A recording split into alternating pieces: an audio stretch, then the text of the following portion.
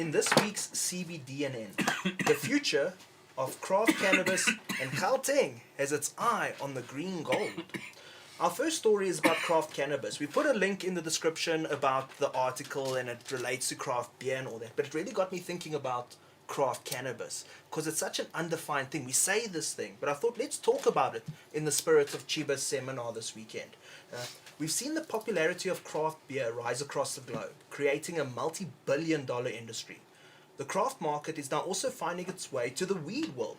But what exactly is craft cannabis? And is there a market for it in the long term? Let's take a look at these and some more questions. But let's start with my first one. Charles, how would you define craft cannabis? I think it's when the people that smoke the cannabis know the grower. No, it's not made like anonymously by a big company and put into lots of little bags with like stickers on, and you don't know where it's from. You just see this bag of weed. That's not craft cannabis. It's like a really big grow, big industrial where you don't really know the people. But where would you see that line? Someone who grows It's a ton a year? It's a difficult line to draw. It's a very difficult line to draw. It makes you think of plant counting.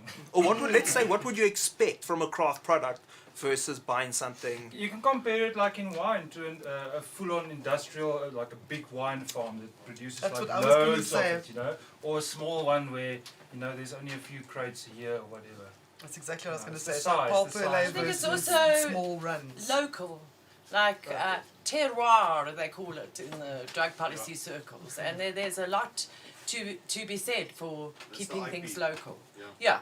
It's the intellectual property of what is produced in your area in short runs, artisanally. They love that word, artisanal. Your style. And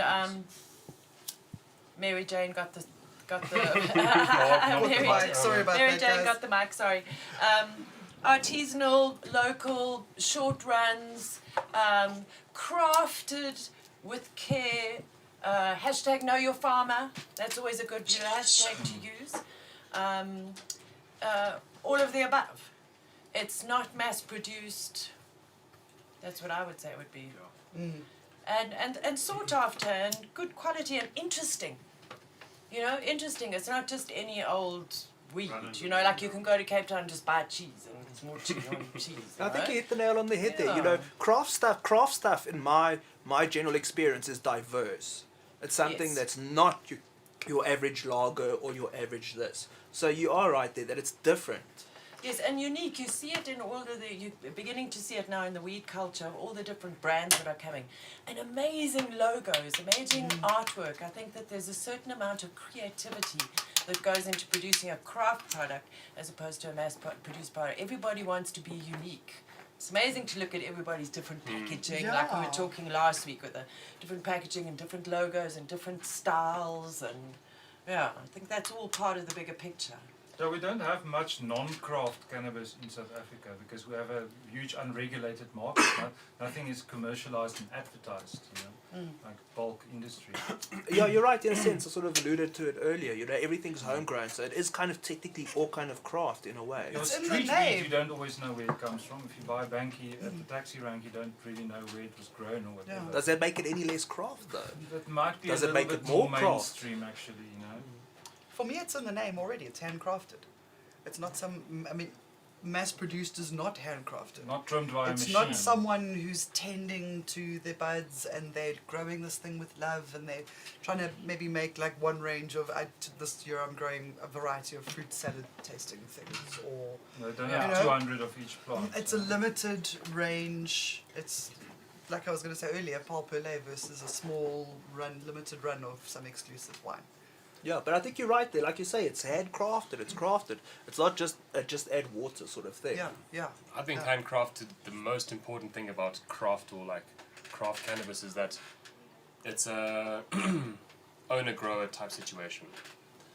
Where if it's not an owner-grower type situation where you've got people that are just employed to grow the bud, that is not craft for me. That is what would you call it? That's just cash cropping. That's just getting it out there. That's just farming. That's just 1 + 1 cannabis = 2. for me is when I go and I buy cannabis, someone that has grown it is their personal touch on it.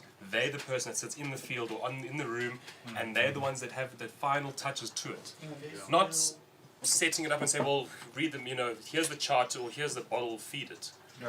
A craft Because grower you're will working for me. You try have out to be. different strains, they'll It's experiment. craft cannabis. It's And I think that it's unique, something. and it's It's something that's really, really important to preserve.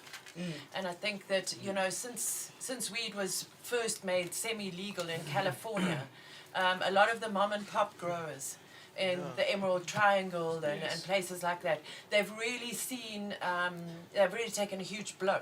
And only now are they beginning to pick themselves up, claw their way again, because the market is beginning to realize the value of that craft product. And we just saw in another CBD and N thing was that all hemp farming within that Emerald Triangle area is being banned, so that they can actually preserve their craft strains and everything there, and they're not going to be pollinated by somebody's socks. So we don't want to have to do that in South Africa. We've taken too many knocks already. We really, really need to support those people who are promoting a craft product, because that's what's going to take us through all this craziness of the next 10 years of this everybody wanting to grow weed. Yeah. well, that's it. So, guys, for more on craft cannabis, all the ins and outs, please go check out the Chiba Africa session. Genuinely, there's a lot of local opinions. So many more opinions than just a few years ago, hey, Myrtle? Yeah, totally. But with that, folks, I'm actually going to sign off. It's been lovely being in here. Please comment and tell us what you think of the new set. And I'm going to make way for some of our beautiful people who have come up from the Western Cape and the Eastern Cape. So you can also see their lovely faces. Yes. Okay, it's been lovely High being five. here. Thanks a lot. Like, share, Lovely subscribe. words. Thank ding, ding, you ding. for Where's that joining bell? us. Ding, ding,